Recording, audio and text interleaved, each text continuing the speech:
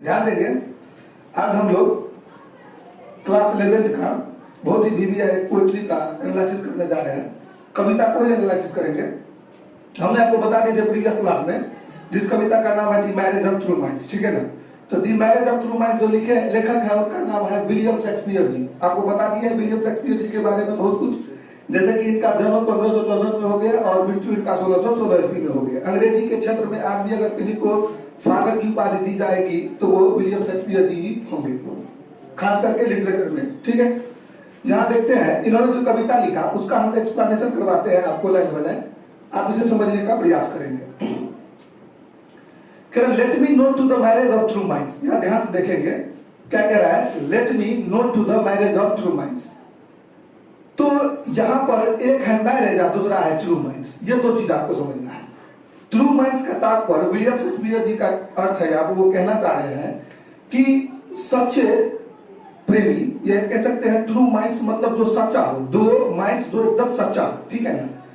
तो वो कह रहे हैं एक मैरिज तभी संभव है और वो मैरिज ही मैरिज कहलाएंगे जिसमें क्या हो जाए, ट्रू माइंड्स का होना बहुत ही आवश्यक है, जिसमें सच्चे मन का होना बहुत ही आवश्यक है। तो यहाँ मैरिज और ट्रू माइंड्स के बीच उन्होंने कॉन्ट्रास्ट उत्पन्न किए हैं। इसे हम लोग बोलते हैं कंपैरिजन। जब कंपैरिजन किया जाता है तो इसे हम लोग बोल देते हैं मेटाफर, ठीक है ना। फिगर ऑफ स्पीच होता है जो कंपैरिजन करने के लिए लिखा जाता है। तो ये मैरिज और ट्रू माइंड्स के बीच को बतलाते हैं संबंध को, मैरिज ऑफ ट्रू माइंड्स। तो मैरिज तभी होना चाहिए जब क्या होनी चाहिए, ट्रू माइंड्स होनी चाहिए, दो प्रेमियों के बीच सच्चे प्रेम होनी चाहिए। और वो आगे क्या कहते हैं इसको लेकर हम आगे देखेंगे। वो कह रहे हैं एडमिट इम्पीडमेंट्स, याद रखेंगे, ये कह रहे हैं admit impediments love is not love. कह रहे वह प्रेम प्रेम नहीं है जिसमें बाधाएं तो आएगी, इम्पीडमेंट्स तो होंगी ही, और उस बाधाओं को स्वीकार करने की क्षमता आप में ना हो या जिसे स्वीकार ना किया जा सके। तो वो कह रहे हैं ऐसा प्रेम प्रेम नहीं है जिसमें बाधा आने पर वो बदल जाए, जिसमें बाधाएं आने पर वो बदल जाए। ये कह रहे हैं प्रेम वह एक अद्वितीय है जो बाधाएं हो या और भी समस्या आपके जीवन में जो आनी है वो आएगी। आगे वो बात करते हैं which alters, जो इसी बात को जो हमने बताया यहाँ पर लव इज नॉट लव, वह प्रेम प्रेम नहीं है जो बाधाओं को स्वीकार ना करे, ठीक है ना। और बाधाओं को स्वीकार करके जो आगे बढ़ते हैं वही फतह करते हैं। तो वो क्या है which alters, which alters, alters मतलब बदलाव, जो बदलता है। when, कब, when it alters alteration find, यहाँ देखेंगे which alters when it alteration finds। तो जब बदलाव हो जाती है तो बदलाव होने के कारण ये क्या हो जाता है, अल्टरेशन हो जाती है। बदलाव के बाद एक अलग रूप देखने को मिल जाती है। तो कवि कहना चाहते हैं वह प्रेम प्रेम नहीं जिसमें कुछ बाधाएं को स्वीकार करने की भी शक्ति ना हो और जो समय के साथ बदल जाए और बदलने के बाद परिणाम आ जाए। जैसे कि अभी कुछ और प्रेम है, कुछ दिन के बाद कुछ और प्रेम हो जाए। That means which is not a, love is not a love, which according to the poet wants to say। सो कवि जो कहना चाहते हैं उस आधार पर हम आपको ये समझा रहे हैं, जो अल्टरेशन फाइंड कर जाए, यानी पहले के समान ना रहना, बदल जाना, ठीक है।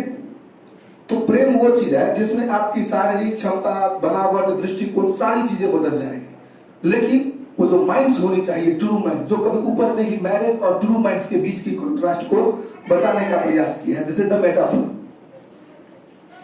कम टू द नेक्स्ट। और बेंड्स विद, और इतना ही नहीं, और वो ये भी कहते हैं जो झुक जाए या फिर मुड़ जाए, किससे, तो समय के परिस्थिति के अकॉर्डिंग, और रिमूवर टू रिमूव, देखिए ना, समय के साथ परिवर्तन हो जाए।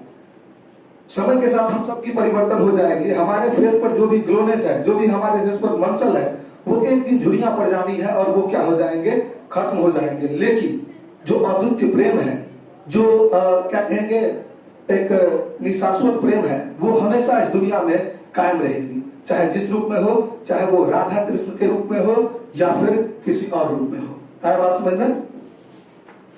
तो वो कह रहे हैं जो समय के परिवर्तन के साथ न बदलता हो। आप ये देखे होंगे 1, 2, 3, 4, ये 4 कविता 4 लाइन है। इस 4 लाइन को हमने यहाँ लिख दिया है क्वाट्रेन। क्या लिख दिया है? अब ये क्या होता है हम आपको आगे समझा देते हैं, पहले कविता को एनालिसिस कर लेते हैं। चलिए, आपको यहाँ तक समझ में आ गया होगा। शुरुआत में कवि ने क्या बोले, वह प्रेम प्रेम नहीं है या वह विवाह विवाह नहीं है जिसमें आपका सच्चा माइंड नहीं हो। मतलब मैरिज तो वो है जिसमें आप क्या हो जाए, आपकी जो माइंड है, आपकी जो ब्रेन है, जो सोचने की शक्ति है, वो एकदम सच्चा होनी चाहिए। बात समझ, जिसमें ये कह सकते हैं कि जो सच्चाई हो ना वो डेप्थ से आए, हमारे हार्ट के डेप्थ से आए। तो वो कभी कहते हैं marriage of true minds. Marriage तभी संभव है जब ट्रू माइंड्स। तो ट्रू माइंड्स का होना अति आवश्यक है। किसके लिए? मैरिज के लिए। नहीं तो वो मैरिज लंबे समय तक नहीं चलेगा। It is just like a contract, we can say that it is just like a contract, जो कुछ समय के बाद परिवर्तन होना तय है। आप अधिकतर वेस्टर्न कल्चर में देखिएगा कि कई बार देखिएगा जो मतलब एक विवाह, दो विवाह, तीन विवाह, कई तरह के बहुत विवाह प्रथाएं वहां पर चली है। तो अब क्या हर एक बार विवाह करेंगे उनको हर एक बार प्रेम होगा? हो जाएगा। समझ में आया कि नहीं? सो इस तरह से कभी कहना चाह रहे हैं कि ट्रू माइंड्स का होना बहुत ही जरूरी है मैरिज के लिए। इन दोनों के बीच जो वो कंपैरिजन को दिखा रहे हैं, दैट इज कॉल्ड मेटाफर। चलिए यहां देखते हैं अगला क्वाड्रेंट को। फिर वो आगे कहते हैं, O no it is an ever fixed mark. ऐसा नहीं होना चाहिए। ये कैसा होना चाहिए? एक एवर फिक्स्ड मार्क के समान होना चाहिए। आप लोग फिक्स मार्क का कभी प्रयोग किया जीवन में? एक बार लिख दीजिएगा तो लिखा ही रह जाएगा, वो मिटता नहीं है जल्दी, ठीक है ना? तो ये कह रहे हैं ये एक प्रकार से स्थिर होनी चाहिए। जो एक बार आप उस बंधन में बंध गए तो जीवन भर के लिए, युगों युगों तक के लिए, हमेशा के लिए क्या हो जाए, उसमें ढल जाए। तो कभी ये कह रहे हैं it is an ever fixed mark. It is an ever fixed mark, जो हमेशा के लिए क्या हो जाए, सदैव के लिए क्या हो जाए, स्थिर हो जाए, जिसमें कोई परिवर्तन नहीं चाहिए बाद में। That is called love. जिसमें आपको मन में ये ख्याल ना आता हो कि चलो अभी तो एक शादी कर लिए, एक और कर लेते हैं। That is not love. आया बात समझ में? सो कभी इसीलिए बार बार यहाँ मैरिज और ट्रू माइंड्स के बीच के कॉन्ट्रास्ट को बता रहे हैं आपको। आगे देखेंगे, that looks on tempest and never shaken. That looks on tempest and is never shaken. कह रहा है वो ऐसी प्रेम होनी चाहिए जिसे तूफान भी क्या करे, हिला ना सके, जिसे तूफान भी शेकन ना कर सके। अब यहाँ पर कभी तूफान का क्यों प्रयोग किया, ये थोड़ा मैं समझाना चाह रहा हूँ। मैं जो समझ पाया हूँ इससे वो बता रहा हूँ आपको। देखेंगे, तो कभी कहते हैं समुद्र में बड़े बड़े जहाज चलते हैं, ठीक है ना? तो जब जहाजें चलती थी तो पहले तो ऐसे हमारे पास मैप तो नहीं होता था कि यहाँ देख लीजिए सीधा साउथ अमेरिका जहाँ पहुंच रहा है पहुंच जाइए। तो इसके लिए हमारे पास कंपास होती थी। क्या होती थी? कंपास। उसका उत्तरी ध्रुव और दक्षिणी ध्रुव के बारे में आपने समझा होगा। तो आप ऐसे भी रखेंगे तो ये पता चल जाएगा कि उत्तरी ध्रुव कौन है, दक्षिणी ध्रुव कौन है, सीधा उसमें कंपास में पता चल जाएगा। और आप किस दिशा में जा रहे हैं, आप किसी भी दिशा में, क्योंकि पानी असीमित है, अनलिमिटेड है, एरिया है, आप कहाँ भटकिएगा ऐसे। तो कंपास हमें गाइड करता है कि आप उत्तर दिशा में जा रहे हैं, दक्षिण में जा रहे हैं, किधर जा रहे हैं। फिर जाके आप अपनी राइट पैथ को अटेंड करते हैं। अच्छा, एक चीज और भी होता है जो आपको भटकने नहीं देता है, जो किसी भी नाव को भटकने नहीं देता है, वो है स्टार। जो देखेंगे बड़े बड़े जो लाइट हाउस होती है उसके ऊपर एक बल्ब लगी होती है जो दूर से ही बहुत चमकता रहता है, जो क्या करता था, भटके हुए नाविकों को राह प्रदान करता था। तब वो ऐसे ध्यान लगाते थे और इस हिसाब से जाते थे, ठीक है। लेकिन अब हर एक जगह तो लाइट हाउस होगा नहीं, तो क्या होता है, ध्रुव तारा। क्या होता है? कह रहे ध्रुव तारा जिस दिशा में चमकता है वो एक ही दिशा में चमकता है। तो वो उस हिसाब से ध्रुव तारा को देखते हुए वो लोग अपने नाव को उस दिशा में लेके चले जाते थे और उसे जहां जाना होता था वो वहां पहुंच जाते थे। तो कवि कह रहे हैं यहाँ पर कि प्रेम एक ऐसी कहेंगे जो मतलब पवित्रता प्रेम है, संबंध है, जो जिसे टेम्पेस्ट, जिसे तूफान भी ना चाहे तो हिला ना सके, मार्ग से भटका ना सके। समझ में आया कि नहीं? तो कभी ने इसे इसकी प्रयोग किया है। जिस तरह से भटके हुए नाविकों को और नवों को कौन गाइड करता है? ध्रुव तारा। ठीक उसी प्रकार से ये कह रहे हैं प्रेम में ऐसी ललक और ऐसी लालिमा होना चाहिए जो क्या करे, जिसे कितनों बड़े तूफान और कितनों बड़ी विपदाएं क्यों ना आ जाए उसे शेकर ना कर सके। कभी ने शुरुआत में ही आपको बोल दिए इम्पीडिमेंट्स, बाधाएं को भी स्वीकार करने की शक्ति ना हो। That is not a love, is not love according to the poet he wants to say. In the next line it is the star. देखिए ना, कह रहा है यह वही स्टार है टू एवरी वांडरिंग बार्क, जो प्रत्येक भटके हुए राहियों को दिशा प्रदान करता है। यही वो स्टार है जिसको मैंने अभी जिक्र किया। समझ में आ रहा है? Whose words, जिसकी ख्याति, जिसका मूल्य अननोन है, कभी आप माप ही नहीं सकते हैं। इस प्रेम की ख्याति, इसकी मूल्य क्या है, ये आप इसे माप ही नहीं सकते हैं। एक व्यक्ति की पर्सनैलिटी का ख्याति क्या है, इसे मापा थोड़ी नहीं जा सकता है। इसकी ऊंचाइयों का पता लगाया जा सकता है, लेकिन कितना है इसको ये माप नहीं सकते हैं। तो यही कह रहे हैं, प्रेम जो है ये एक ऐसी अमूल्यवान वस्तु है जिसकी ख्याति, जिसका मूल्य माप नहीं सकते हम। हाँ, हालांकि हम ये पता कर सकते हैं कि इसकी हाइट कितना है, इसकी ऊंचाई कितना है, ये हम पता कर सकते हैं। ये संसार के और सारे चीजों में कितने ऊंचे और सर्वश्रेष्ठ स्थान पर आते हैं। आया बात समझ में? We can only guess it. तो ये भी आपका एक क्वार्टेरियन खत्म हो गया, क्वार्टेरियन खत्म हो गया, एक क्वार्टेरियन ये और एक क्वार्टेरियन ये। फिर हम आगे बताते हैं, चलिए ध्यान देंगे। फिर वो आगे कहते हैं, अगला क्वार्टेरियन देखेंगे, loves not times full, loves not times full, the rosy lips and cheeks। कभी यहां पर क्या कहते हैं ये समझिए। ये कह रहे हैं कि लव्स जो है ना वो टाइम फुल नहीं है, मतलब समय की बर्बादी नहीं है। प्रेम समय की बर्बादी नहीं है। लेकिन कुछ परिस्थिति है, रोजी लिप्स एंड चिक्स, प्रेम समय की बर्बादी नहीं है, लेकिन अगर वो प्रेम सिर्फ गुलाबी और पंखुड़ी कह सकते हैं, जैसे होंठ और जो गुलाबी चिक्स है, गाल है, उस पर निर्भर करता है, that this is not a love. आया बात समझ में? तो कभी ये कह रहे हैं कि प्रेम वह प्रेम नहीं है जो किस पर निर्भर करता है, रोजी लिप्स और चिक्स पर।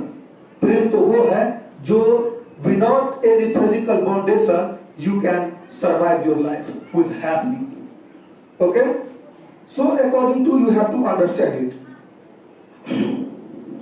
वो कहते हैं, I did also love but now we are separate. It means there is no any love. We can say that there is no any love. Yeah, there is a love. You can't understood. It is the feeling, it is the emotion, it is the category. Yeah, they can only those persons understand they who loved ever. आया बात समझ में? So वो कहते हैं, love's not time full, the rosy lips and cheeks. तो प्रेम समय की बर्बादी नहीं है, लेकिन ये समय की बर्बादी होगी तब जब आप किस पर निर्भर करते हैं, एक रोजी लिप्स और चिक्स पर। आगे देखिए कह रहे हैं, within his bending sickles compass कम।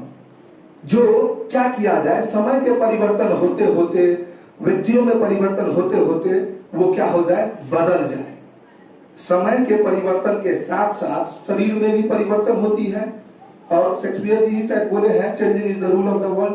तो परिवर्तन ही संसार का नियम है, ठीक है। तो इस हिसाब से हम ये समझ सकते हैं कि परिवर्तन तो होना तय है, लेकिन वो एक चीज की परिवर्तन है, that is the love which never be alteration find.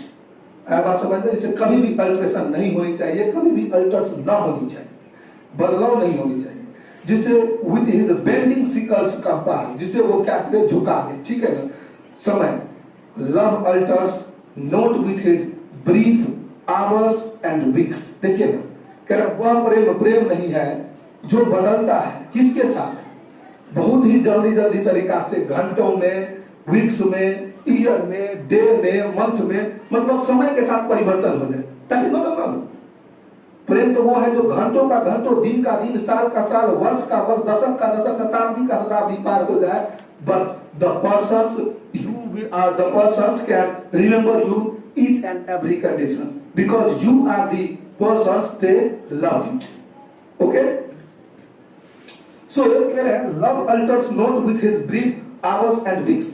जो ऐसे नहीं कि वो क्या हो जाए, घंटों में, वीक्स में, डे में और ईयर में ही समाप्त हो जाए, उसके साथ बदल जाए। प्रेम वो है जो बदलेगा ही नहीं, चाहे वो दिन बीते, रात बीते, घंटा बीते, महीना बीते, साल बीते, साल का साल बीत जाएगा, फिर भी वो हमेशा हमेशा के लिए इस दुनिया में याद रखे जाएंगे। कह रहे but bears it out even to the edge of doom. जन्म से लेकर के जब तक इस पृथ्वी का डूम एज नहीं आ जाता है, किनारा नहीं आ जाता है, ये पृथ्वी में प्रलय काल नहीं हो जाती है, पृथ्वी खत्म नहीं हो जाती है, तब तक क्या होनी चाहिए, वो प्रेम चलती रहनी चाहिए। आपको ये बात समझ में आ गया होगा। थोड़ा इधर देखेंगे, देखिए क्वार्टिलेन और क्वार्टिलेन। अब इसका दो और भी बच गया है, कॉपलेट, क्योंकि ये सोनेट्स है, तो हमने आपको बताए होंगे पिछले क्लास में भी, थोड़ा तभी यहाँ भी बता देते हैं। तो सोनेट्स वो कविताएं होते हैं जिसे हम 14 लाइन में लिखते हैं, ठीक है ना।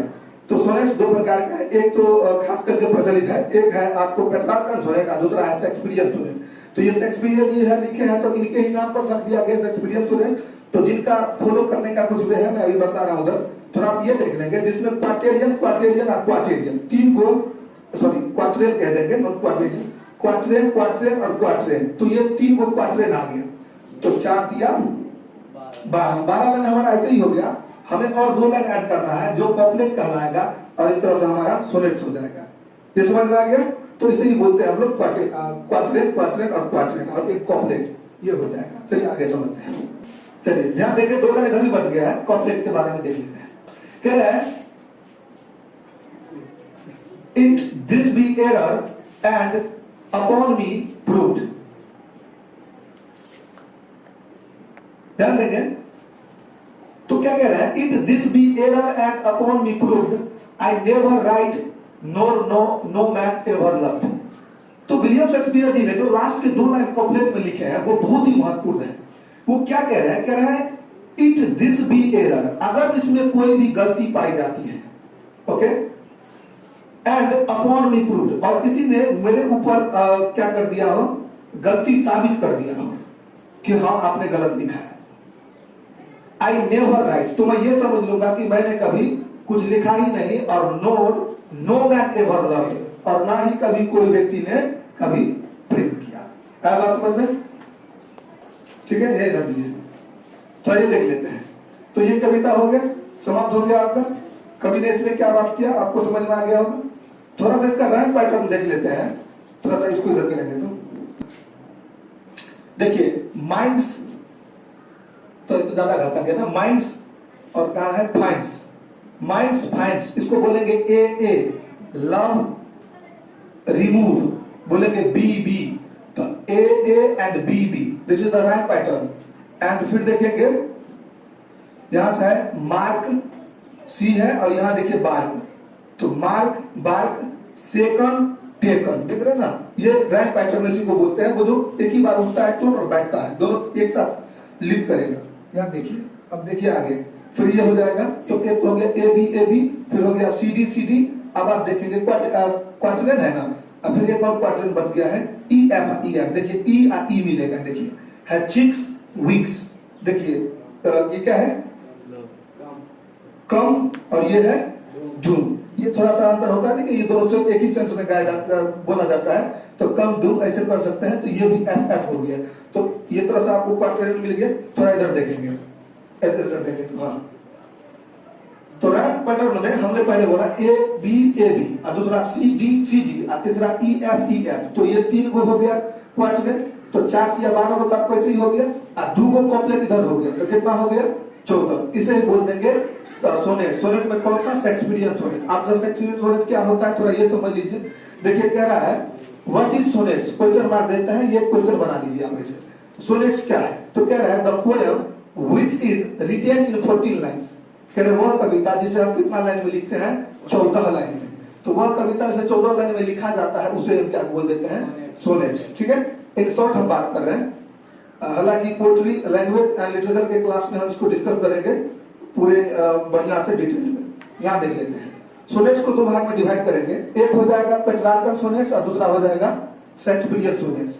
तो ये पेट्रार्कन सोनेट पेट्रार्क राजा के नाम पर रखा गया, और जबकि ये शेक्सपियरियन सोनेट्स तो आपको पता ही है।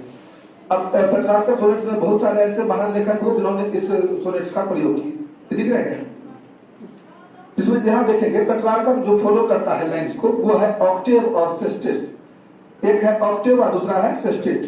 तो ऑक्टेव जो होता है वो 8 लाइन्स का लिखा जाता है, फिर वो 6 लाइन का लिखा जाता है, तो 8 6 14, एक तो ये वाला हो गया।